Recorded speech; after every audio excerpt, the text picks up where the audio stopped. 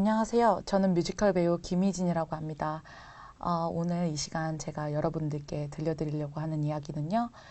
제가 장애를 가지고 태어나서 뮤지컬 배우가 될 때까지의 이야기를 여러분들과 이 시간 나누어 보려고 합니다.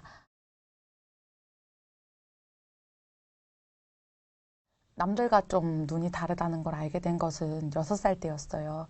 그때 이제 한글을 배우기 시작했던 나이였는데 그 당시에 제가 책을 좀 삐뚤게 보고 있었던 거 어머니께서 발견을 하시고 좀 제가 평소에도 바닥에 있는 물건이나 뭐 그런 거 많이 잘 차고 다녔다고 해요. 그래서 이제 어머니께서는 얘가 좀 눈에 좀 이상이 있나 하고 봤는데 사람과 눈을 마주치고 대화를 못 했다고 해요. 초점이 안 맞아서. 그래서 그 길로 바로 동네에 있는 안과를 갔는데 이렇게 작은 병원에서는 알 수 없다. 그래서 바로 대학병원으로 옮겨졌어요. 그래서 대학병원에 가서 정밀검사를 받았는데 녹내장이라는 진단을 받았어요. 녹내장이라는 병은 점점 시야가 좁아지고 눈의 압력이 높아지는 병인데 의사 선생님께서는 그때 당시 이대로라면 곧 실명을 하게 될 거라고 이렇게 말씀을 하셨다고 해요.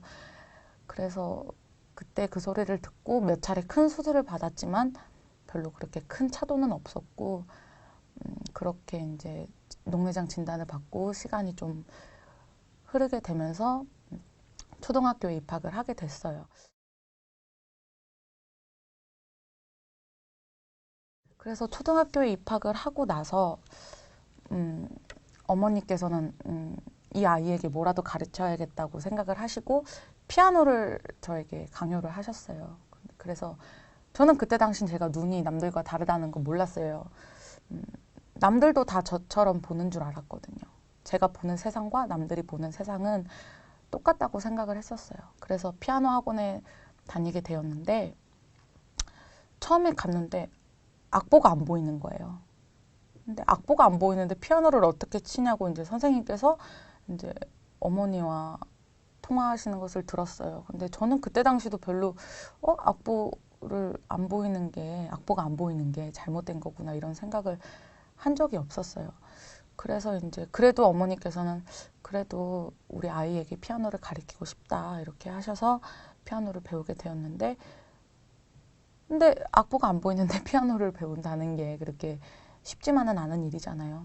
근데 선생님께서 그럼 한번 해보겠다 이렇게 하셔서 배우게 됐었는데 선생님께서 먼저 한마디 한마디를 이렇게 쳐주셨어요. 근데 신기하게도 그 음들이 머릿속에 이렇게 도는 거예요. 그 귀에 들리는 그 음들이. 그래서 따라 쳐보니까 똑같이 연주가 되더라고요. 그렇게 해서 저는 처음 피아노를 접했고 그때부터 음악에 좀 관심을 갖게 되었죠.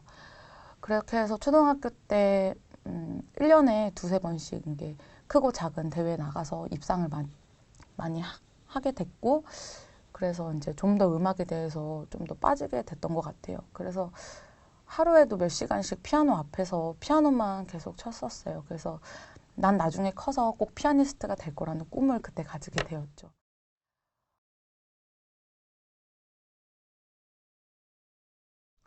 중학교에 입학을 하게 됐어요. 중학교에 입학을 하게 됐는데 점점 제 시력은 떨어져 갔어요. 그래서 중학교에 가서 저는 이제 장애 등급을 받게 되었어요. 그래서 그때 당시까지도 저는 제가 남들과 다르다는 것을 인지를 못했었어요. 난 그냥 안 보이는 게 당연한 것처럼 생각을 했었던 것 같아요. 지금 생각해봐도.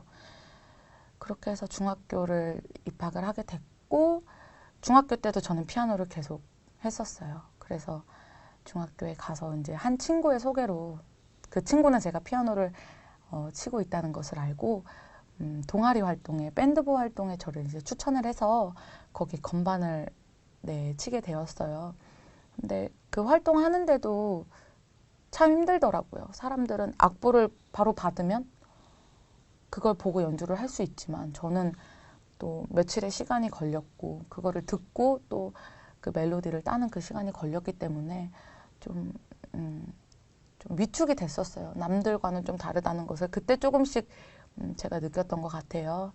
그래서 그렇게 건반을 치게 되었고 이렇게 중학교 2학년 때 학교 축제에 이렇게 준비를 하고 있었는데 선생님께서 제 목소리를 들으시더니 너는 노래를 해보는 게 어떻겠냐. 노래하면 좀 잘할 것 같다고 이렇게 말씀을 해주셨어요.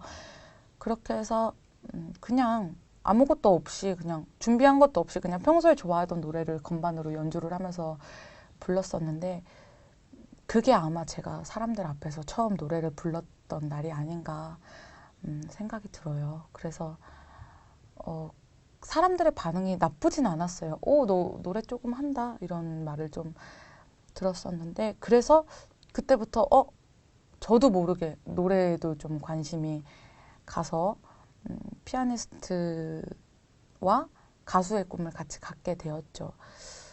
근데 피아니스트의 꿈은 중학교 때 접게 되었어요. 아무래도 피아니스트를 하기 위해선 경제적인 부분도 있었고 아무래도 비장애인 학생들과 이렇게 경쟁을 하려고 하니까 제가 많이 떨어지더라고요. 그래서 피아니스트가 아닌 그냥 취미로만 해야겠다 이렇게 생각을 하고 피아니스트의 꿈을 접게 되었어요.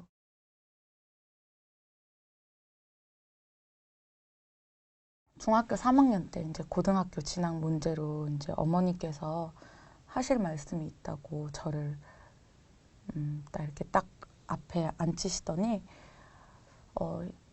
이제 너도 이제 알지 않느냐. 너는 이제 비장애인 학생들과 같이 생활할 수 없다. 이렇게 말씀을 하시더라고요. 생활하면 네 자신한테 더 힘들 것이다. 이렇게 말씀을 하셔서 특수학교에 시각장애인들 학생들이 다니는 맹학교에 진학을 하는 게 어떻겠냐고 어머니께서 선뜻 제의를 하셨어요. 근데 저는 그 당시 때는 정말 싫었어요.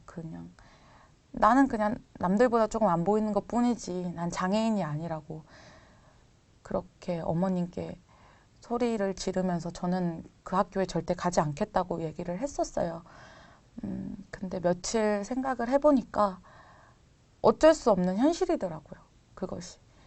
제가 이제 받아들여야 할 문제였고 앞으로도 제가 살면서 반드시 받아들여야 되는 그 점이라고 저는 생각을 해서 고등학교를 서울 맹학교라는 시각장애인들이 다니는 학교에 진학을 하게 되었어요.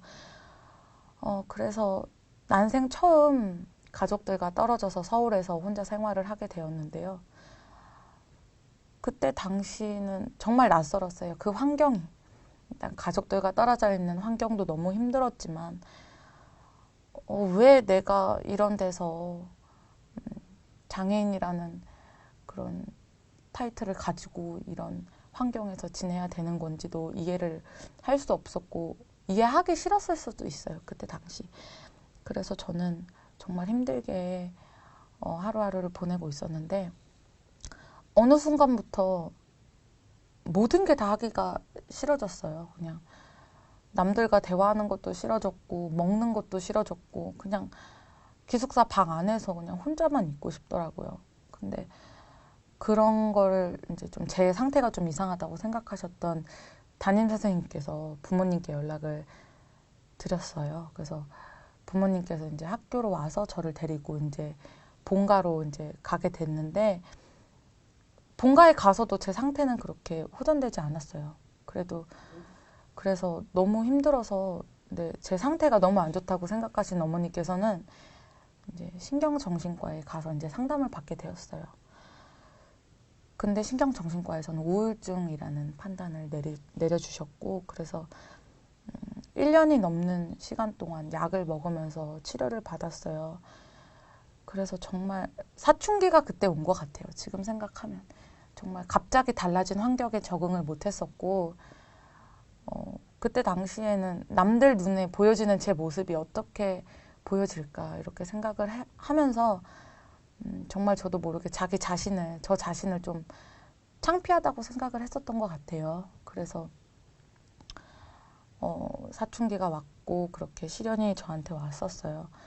그렇게 해서 약을 먹으면서 계속 병원에 다니고 잠도 못 자고 계속 어떤 날은 학교도 안 가고 그냥 하루 종일 울고 있었던 날도 있었어요. 그냥 정말 살기 싫다는 생각도 했었고요. 정말 내가 이렇게 살아서 뭐하나. 나는 왜 이렇게 태어났을까. 근데 제가 또 이남 일녀의 막내로 태어났는데 오빠들은 다 멀쩡하거든요. 근데 왜 하필 막내인 제가 왜 하필 내가 이렇게 아파야 되나 이런 생각을 하고 그때 부모님 원망을 제일 많이 했었던 것 같아요. 근데 시간이 점점 지나고 좀 다시 차분하게 생각을 해보니까 부모님에 대한 원망 그리고 이 세상에 대한 원망이 조금씩 사라지더라고요. 어떤 부모가 자식을 이렇게 낳고 싶어서 낳겠어요. 그런 생각을 하다 보니까 점점 제 마음의 병도 조금씩 치유가 되는 것 같았어요.